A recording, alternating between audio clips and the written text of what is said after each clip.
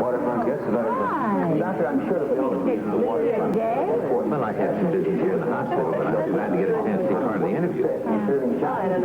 Please, everyone quiet down. We'll never hear what Rick is saying. I wish they would give Johnny more of the chance to talk. Doesn't he look handsome on TV? He can really be TV star. Be still, please. Maybe I better just say very close. So, let me see here. In addition to being very close to naming Packy Moore's murderer, you also believe that you can prove that Johnny did not have a heart attack in the ring 2 years ago. John? John did not have a heart attack. He's close to knowing who's responsible? Yeah, that's what he said. John? No, I never felt better, Jack. Okay, now tell me, isn't it true that you have had threats on your life recently? I have, but that's not going to stop us. Well, do you know who's doing the threatening? I think I better let Rick answer that. We are in the process of getting the rest of the proof. And when we have that, we'll know the responsible parties are going to regrant. Sounds like a threat to me, Doctor. That's more than a threat, Jack. That's exactly what we're doing. I wish I could give you more of the information we have, but naturally I just can't. Very soon we'll be. Well, you heard it right here, ladies and gentlemen. This is the first for the Jack Collins show, I gotta tell you that. Doctor, you have said that you have evidence that can prove that a man... The hour. Well, I hate to put a damper on this get-together, but I think we've heard all we need to hear. Now, may I suggest we all get back to work? Good idea. Why don't you help me with this? Yeah, all right. Please, tell me the truth. Did you really have business here today, or did you just want to be part of the excitement? Well, I admit I was glad to catch the end of the interview, but the fact is I did come over to deliver Alan's divorce papers, and I thought I might find him watching in here. What? Deliberately avoiding seeing his mother? Why? No, you're such a kid. Really cute. Well, yes, well, I think he gave him the 2 hours off to see the TV show. He's gone for the whole day. Well, the idea did occur to me, but... Yeah, well, the idea better get out of your mind right now. Mom, but... No buts. Get off to school. Come on. All right, I'll see you tonight. She's harsh, isn't she? She's real harsh. Get the book. Hit the bed. Get the book. Yeah, you'll get yours, Newell.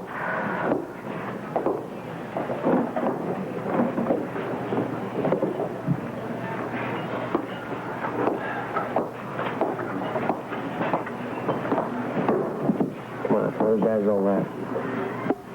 Noah, how could you make any worse, huh? Uh-huh. Negative thinking. Now, look, we've already accepted the fact there's going to be a hearing, right? Yes. The reason for the hearing is for Arthur Bradshaw to nail me to his office wall. Okay, we've accepted that, too. We don't just sit here and wait for the axe to fall. What do? We fight. We keep on fighting till we win.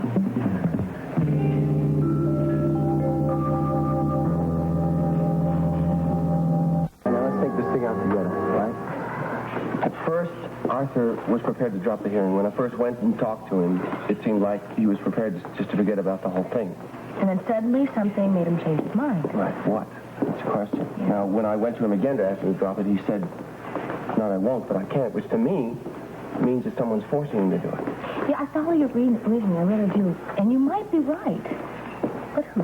Who? Well, I haven't thought on that. Yeah? Ed Newell. I mean, maybe Arthur is just going through with this to put the blame of Mrs. Newell's death on you so that Ed Newell won't sue him. You might be right. It's very possible. But do you think Ed has a strong enough case against Bradshaw? I don't know. I have no idea. I mean,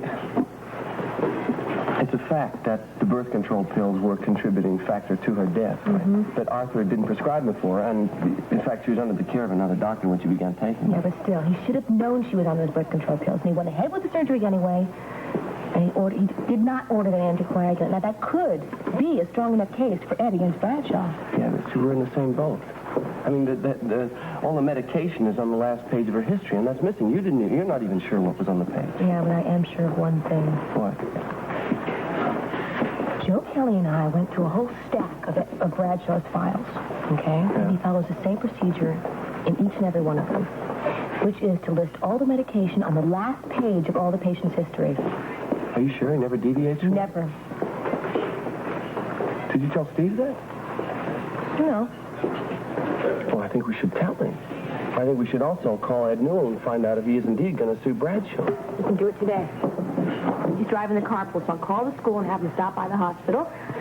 On the way back, I'll give you issues. No, I don't think so either. I think we should go and call him and find out what the heck's going on. Let's go.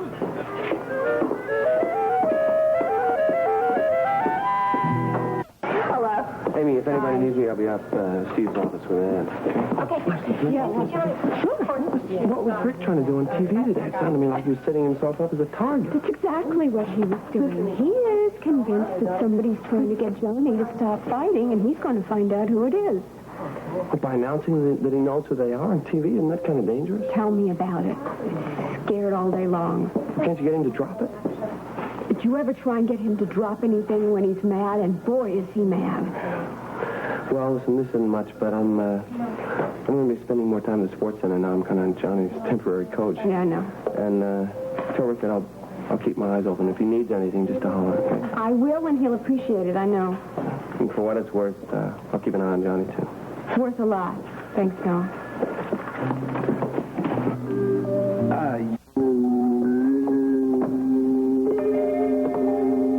Sorry to take up the time, Steve, but Ann and I have something we think you should hear. Please sit up.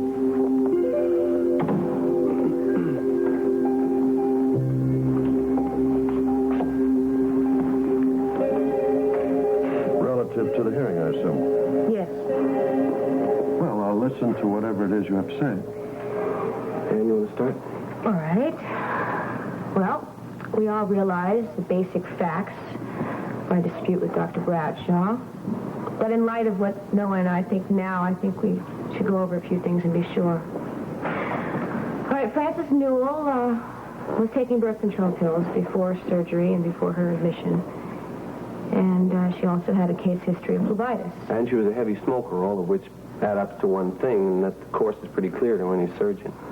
Oh, there's no question about it. She should have been taken off birth control pills prior to surgery, and an anticoagulant should have been administered. Dr. Bradshaw claims, however, that he had no idea she was on birth control pills. And they were prescribed originally by another doctor, so he also claims that she didn't even mention them to him. Seems to me that when a doctor is doing a patient's case history and she's on birth control pills, that would come up. I certainly think it should. But the main problem here is you have no proof, written or otherwise.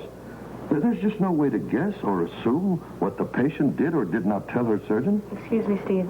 I believe we do have proof, written proof, on the last page of Frances Newell's case history. And that page is missing right now. Uh-huh.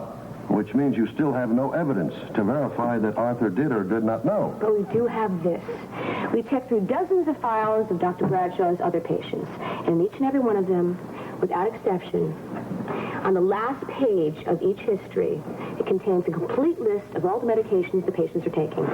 It doesn't make sense that Mrs. Newell would come to Arthur for a gynecological problem and leave out the fact that she was taking birth control pills.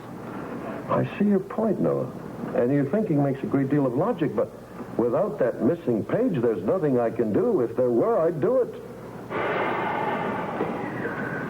Oh, I had a feeling you were going to think it was hopeless. I'm sorry, Ann. Terribly sorry. But there's one more thing I must say. Arthur Bradshaw is still the complaining doctor in this matter. And if things stand as they are, there's a big chance the hearing will go his way.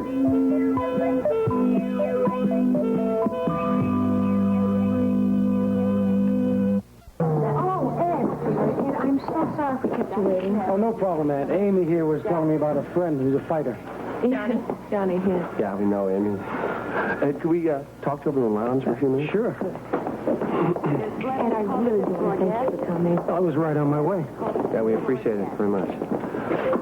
You know, I think that Dr. Bradshaw is bringing charges against Ann in connection with your wife's death. Yes, I was told that. Well, there's a question that Noah and I have to ask you, and I want to apologize in advance because I know it's a very sensitive subject. I'll try to answer it if I can. Good. What we'd like to know is, have you intended to bring any lawsuit against Arthur Bradshaw? On what grounds would I sue him? Malpractice. Oh, I I see. Well, I can give you a very definite answer on that. I have no intentions of suing anybody. You haven't threatened Bradshaw with a lawsuit? The way I look at it, nothing will bring Frances back. She's gone, and that's just something I have to learn to accept. It'll take time, lots of time. But I'm determined to go on living, not just for my sake, but especially for Jody. Yeah. So you can see a lawsuit is definitely out. Well, thank you for being so direct with us. Thank you. Anything else I can tell you? No, that's it. Thanks very much. If I can ever be of any help, don't hesitate to ask. Thank you for coming in. Thanks, Ed. We appreciate it. We really Good to do. see you again. Bye-bye. Take care. Well, We know one thing, huh? mm-hmm. Certainly not Ed Newell is pressuring Arthur Bradshaw. I don't know if there is anybody else, no? You don't believe Ed Newell?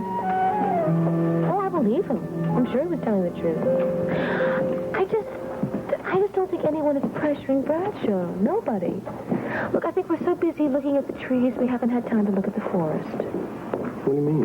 What I'm saying is that we've been so sure that someone's been pushing Bradshaw.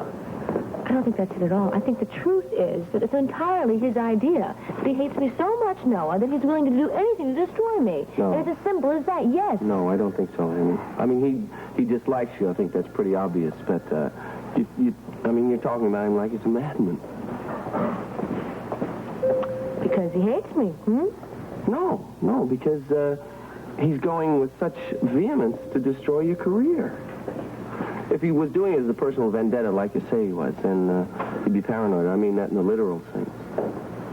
And I think his behavior would be considered psychotic. Okay, then there's only one other possible explanation. We've been so sure that someone's been after Bradshaw, right?